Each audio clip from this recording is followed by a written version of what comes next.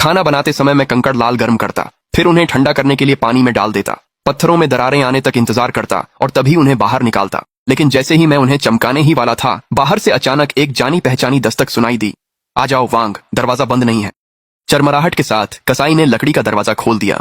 मैंने जल्दी से केतली उठा ली, फिर मैंने उसे एक कटोरा गर्म पानी डालकर दिया। वांग, मेरे पास ज्यादा कुछ नहीं है, थोड़ा गर्म पानी पी लो। जो 3 सिक्के मैं तुम्हें देना बाकी हूं वो मैं ठीक होते ही लौटा दूंगा। कोई जल्दी नहीं है, पहले खुद को ठीक कर लो। मैं 2 पाउंड सुअर की ओंझड़ी लाया हूं। ये सबसे अच्छा मांस नहीं है, लेकिन मांस तो है ही।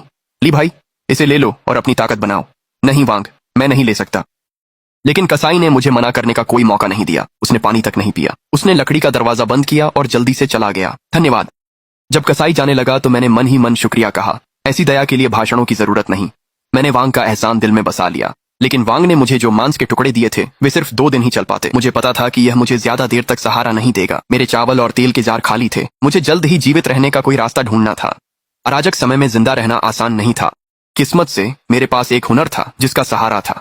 पेट भरने से ताकत लौट आई थी। मैंने बिस्तर के पास से भारी थैला उठाया और शाहबलूत पहाड़ की ओर चल दिया।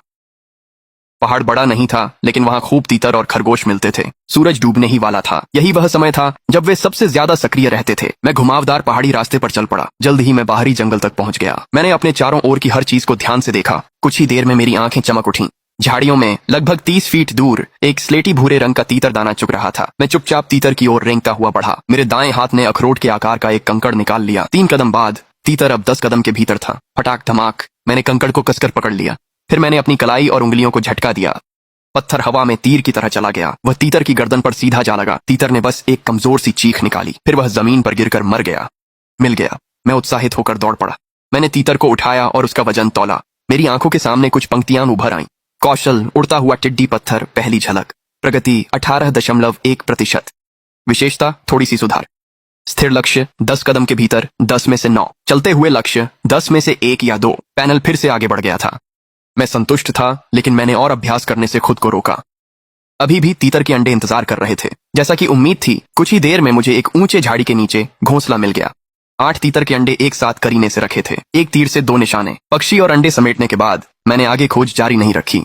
रात होने वाली थी और पहाड़ खतरनाक था। मैं तीतर को लेकर जल्दी जल्दी नीचे उतरने लगा। जब मैं अपनी झोपड़ी लौटा तब तक आसमान पूरी तरह अंधेरा हो चुका था। समय का अंदाजा लगाने के बाद मैंने आधे अंडे निकाल ली। फिर मैंने दरवाजा बंद किया और वांग के घर की ओर चल पड़ा। मैंने वांग के दरवाजे पर दस्तक दी। उसकी गर्भवती पत्नी ने दरवाजा खोला और झांक कर देखा। थोड़ी बातचीत के बाद मुझे पता चला कि वांग होंग शांग गांव गया है। मैंने तीतर के अंडे उसकी पत्नी को दे दिए। मैं ज्यादा देर नहीं रुका। फिर मैंने अलविदा कहा। मैं वापस घर लौट आया। अगले दिन मैं पहाड़ पर वापस नहीं गया। मैं रोजगार के लिए जल्दी बाहर नहीं निकला। पैनल दिखा रहा था कि मैं बस थोड़ा सा पीछे हूं। मैं अगले स्तर तक पहुंचने के करीब था। लकड़ी काटने से पहले कुल्हाड़ी तेज कर लो। मैंने पहले उस प्रगति को आगे बढ़ाने की योजना बनाई। अपनी झोपड़ी के बाहर मैंने चारकोल की राख से अलग अलग आकार के घेरे बनाए। मैंने पत्थरों से भरी अपनी कपड़े की थैली उठाई। फिर मैं 10 कदम दूर खड़ा हो गया। मेरी नजरें तेज हो गईं। एक झटके में मैंने अपनी कलाई घुमाकर कंकड़ फेंका। वह घेरे के बीचों बीच लगा। मेरे मन में एक अजीब सी समझ पैदा हुई। मेरे हाथ में पत्थर को नियंत्रित करना अब आसान लग रहा था, तो मैंने यह प्रक्रिया दोहराई। बार बार फेंकने और उठाने का काम दोपहर तक चला। हाथ में दर्द होने लगा और वह कांपने लगा जब मैंने आखिरी पत्थर पूरी ताकत से फेंका। कौशल, उड़ती टिड्डी पत्थर, प्रवेश स्तर। प्रगति 50%। विशेषता, कलाई की ताकत में काफी सुधार हुआ। विशेषता, शरीर की ताकत में थोड़ा सुधार हुआ। 20 कदम पर स्थिर लक्ष्यों पर सटीकता 100% है। चलते लक्ष्यों पर निशाना आधा ही लगता था। अचानक शरीर में शक्ति आ गई और सहन शक्ति भी बढ़ी। मेरी बीमारी कम होने लगी, यहां तक कि मेरा थका हुआ कांपता हाथ भी फिर से ताकत से भर गया था।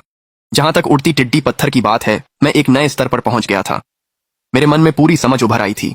इसमें छुपा हुआ हाथ और खुला हाथ तकनीकें थीं। छुपा हुआ हाथ पत्थर को नीचे की ओर पकड़ता था। ये नीचे के शरीर से चुपचाप छोड़ा जाता था। यह अचानक हमले के लिए बनाई गई थी। खुला हाथ छाती से बाहर की ओर तेजी से फेंका जाता था। यह दूरी के लिए था और यही मेरी मुख्य शैली थी। मैं तुरंत 10 कदम और पीछे हट गया। मैं दोनों शैलियों को बदलता रहा। पत्थर टिड्डियों जैसे उड़े और जहां मैंने इशारा किया वहां पूरी ताकत से लगे। कमाल है, इस उड़ती टिड्डी पत्थर तकनीक के साथ मैं छोटी शाहबलूत पहाड़ी पर और भी ज्यादा शिकार कर सकता था। मुझे तो अब ऐसा भी लगने लगा कि मैं सियारों से भी लड़ सकता हूँ। पेट भर खाने पीने के बाद मैंने फिर से पहाड़ पर खुद को आजमाने का फैसला किया, लेकिन अंदर जाने से पहले मेरी मुलाकात गांव के शिकारी झाओ से हो गई। थोड़ी देर उनसे बातें करने के बाद मुझे अचानक कुछ याद आया। झाओ चाचा, मुझे आपसे एक सवाल पूछना है। शिकार करते समय ज्यादा शिकार कैसे पकड़ते हैं? ज्यादा विस्तार में मत जाइए, बस इतना बता दीजिए कि मुझे किस बात का ध्यान रखना चाहिए। मेरा सवाल सुनकर झाओ ने कोई बात नहीं छुपाई। उसने अपने पाइप से एक कश लिया। फिर उसने एक पल के लिए सोचा। शिकार का सार पटरियों, आवरण और जालों पर निर्भर करता है। चलते चलते मैंने झाव के शिकार संबंधी सुझाव सुने।